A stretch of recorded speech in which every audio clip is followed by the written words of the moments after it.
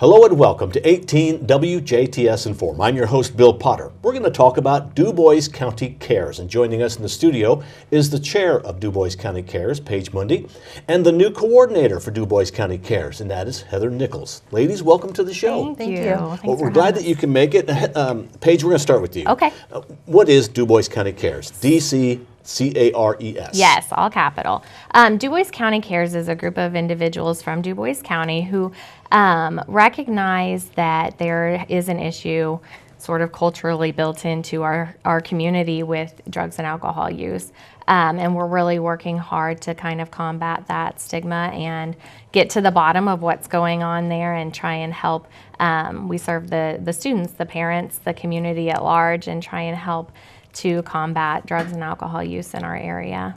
Is this like the third or fourth year of existence? So we received our grant. We're in grant year, well, we just turned in our budget for grant year 3. So we've got 2 years under our belt with the actual grant from the Drug Free Communities grant, but we, about 2 years prior to that, there were several ladies that were working really hard on getting the ball rolling and applying for grants and that type of thing.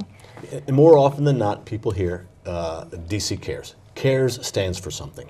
Right. What's the acronym? So Coalition for Adolescent Resiliency and Empowerment Strategies.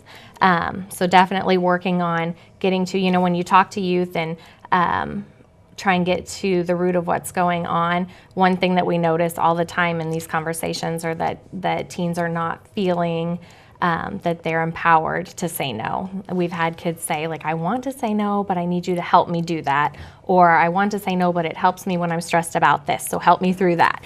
And so really empowering them to say no and then advocating for them in the community and other places to make sure that people understand what the issue is and are there to support them as well. Okay, and Heather is the new coordinator. Yes. And Heather, tell us a little bit about yourself. Well, I recently moved back to Indiana from Florida. I worked as a coordinator there for a mental health grant, for a system of care grant. So this one's a little bit different, but I'm very passionate about helping the kids in our community to overcome the pressures that they're facing with drugs and alcohol and prevent those problems before they get started. What excites you the most about being the coordinator of Dubois County CARES? Honestly, from what I've seen so far, this community is so involved. There are so many people who are passionate about the welfare of the community, and so many people who want to be involved and who want to help to establish this wonderful community that we have going and keep it there. Now, you mentioned a lot of people are involved. Dubois County CARES is a coalition, so it's made up of different sectors. Yep, Yes. absolutely. Can one of you explain that? Go ahead. You do. There are 12 different sectors that make up CARES. So we try and pull from a diverse group of people because no one person has the answer, right? And so we've got the youth sector where we actually talk to the youth. So that ties into the don't talk about me or not about me without me. And then government and just the schools and all different types of areas to make sure that we're getting information from everybody collaboratively, not just one person saying, well, I think this is what would work. And so when we have tough decisions that we need to make, we can go back to those sector reps and say, this is the idea. What do you guys think? How would that affect business? How would that affect school? How would that affect youth? And really make a collaborative decision that's best wholly instead of just for one part.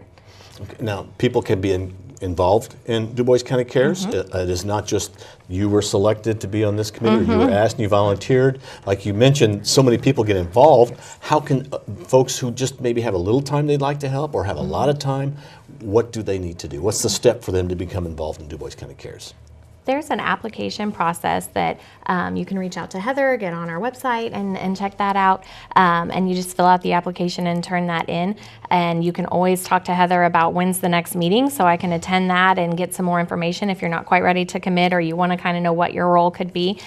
We've got people who come to meetings and absorb information and maybe give us a little bit, but don't do anything else. And then we've got people who are just constantly volunteering and doing different things for us. So we accept all different levels of commitment, and we're excited to have anybody. We want people from parents to grandparents to guardians, teachers. We want to, really engage everyone. Now we're moving into the spring of the year. Proms are coming up, a lot of graduation parties. So I guess the parents who host lose the most is an important campaign. And Heather, can you talk a little bit about that, the idea behind that? So the idea is that parents understand that hosting teenage parties can have consequences for them as well. You know, that they understand that they need to not have those at their homes. Well, really, because you're responsible and can be charged, even though it's maybe just a small group. It's very important to keep that in mind. Do you have a Facebook page? Is that a website? Yes. How can people get information? I know you don't know the address right off the top of your head. Maybe you do, but I know you can always search it. Yeah, just Google searching Dubois County CARES would bring up the website, or even in the search bar on Facebook would work there. I think that the important part as far as the social host law is that parents don't recognize that even if they don't know that their kids are having a party, if I'm on vacation in Texas and my child throws a party, I can still be held liable for that. So the size doesn't matter, the location is what matters, and you're responsible for ensuring that your child is not taking part in those things. So that's kind of scary, and you know, something that parents aren't aware of a lot of times when we bring it up, and so it's good to be informing them of those things as well. Do you find that it's important that parents talk with their kids? Is that one of the key elements? Yes, Talk They Hear You is also a campaign that CARES is working on about talking to your children before it becomes an issue, before they start experimenting with drugs and alcohol, and having those conversations early. And really all you got to do is just talk to your kids. Just listen to what they say too, and just talk to them. And sometimes I think kids misperceive what their parents would be willing to accept. A lot of times when we survey our youth, they'll say to us, my mom wouldn't care if I drank even if I was at home. And when the parent hears that, or as long as I was at home, I'm sorry, when the parent hears that, they're like, why would they think that? That's not what I feel. That's not where I stand. But they haven't had that conversation. So the child assumes one way when they would know otherwise if there had been a conversation there. There's a really cool text that you can use, a texting system through Talk They Hear You, that will actually kind of virtually walk you through having that conversation with your child, so you could practice ahead of time. And practice.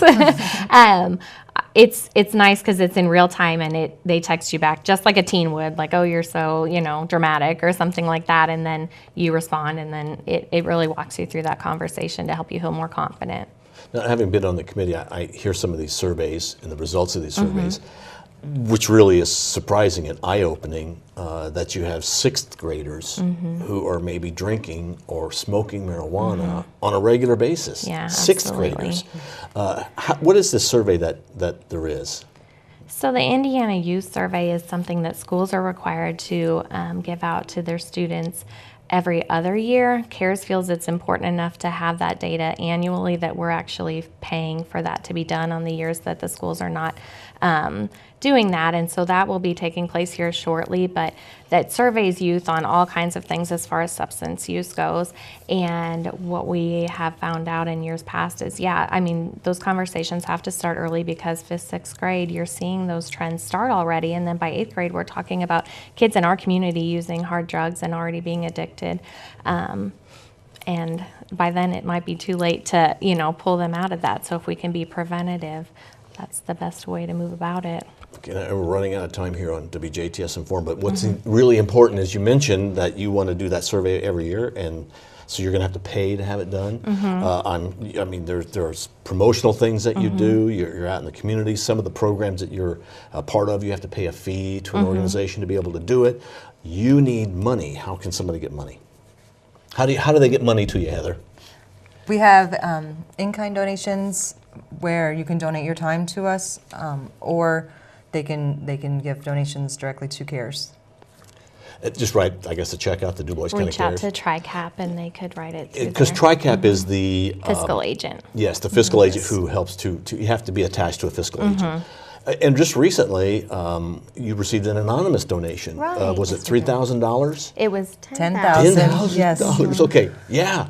So things like that are great. I know the organization that gave you that money, and thanks to them. But that's not the only time that you've gotten an anonymous donation. And the money that people give, or the time that they give, is worth money.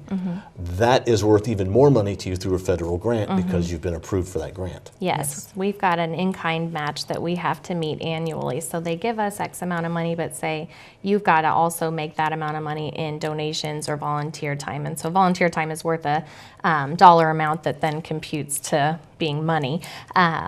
So it's not money spent, but it helps us to meet that match so we can get the grant in years moving forward. And people can decide if they want to donate. The $10,000, for example, was given specifically for a campaign that we are hoping to do with a trailer, hidden in plain sight trailer, to teach parents about maybe some of the places that their kiddos could be hiding paraphernalia or ways to kind of see what could be going on with your teen that you wouldn't know otherwise.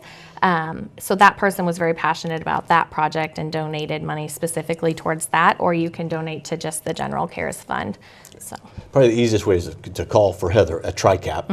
I'm going to put me on the spot, but it's 482-2233, Okay. extension 125. 482-2233, extension 125. Yes. All right. Thank you very much. Well, ladies, thank you for coming in. We're going to have you back again. Awesome. And we'll talk more about Dubois County CARES another time here on 18 WJTS. Our guests have been Paige Mundy, she's the current chair of Dubois County CARES, and Heather Nichols, the new coordinator for Dubois County CARES. Contact one of these two ladies to see how you can become involved. Thank you for watching WJTS. We are local people watching local people.